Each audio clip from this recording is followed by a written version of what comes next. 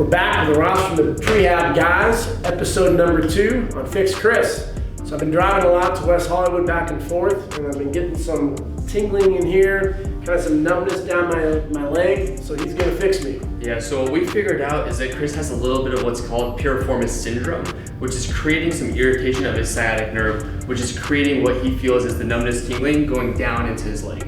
It's coming from sitting for a prolonged period of time, specifically in Chris's situation. So what we're gonna do is show you a couple different mobilizations and ways that you can improve control of your low back to help. Right, so what we're gonna do here is a nerve glide. What Chris is gonna do here is extend his knee as he's pointing the foot towards the ceiling and then going back and forth. So when he bends his knee, he's bringing the foot up, dorsiflex, and going back and forth here.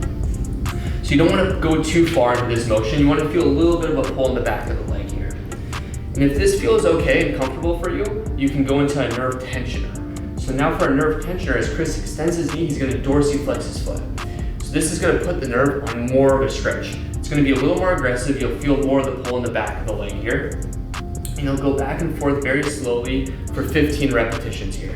How's that feeling, Chris? I feel that. Yeah.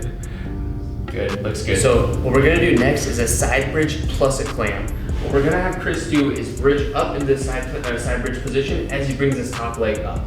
So you're really gonna be working the bottom hip, the whole right side here, from the hip to the core to the shoulder, but primarily focusing on the right glute here. We wanna really have Chris work that right glute as he pushes up. Good. Where do you feel that, Chris? Right in the glute. Yep. Medium. And if you wanna just hold that position, you can, or you can perform isotonic reps if you want. Whatever feels comfortable for you. You really want to focus on that right glute. When Chris is in his car sitting, he's in this rounded position.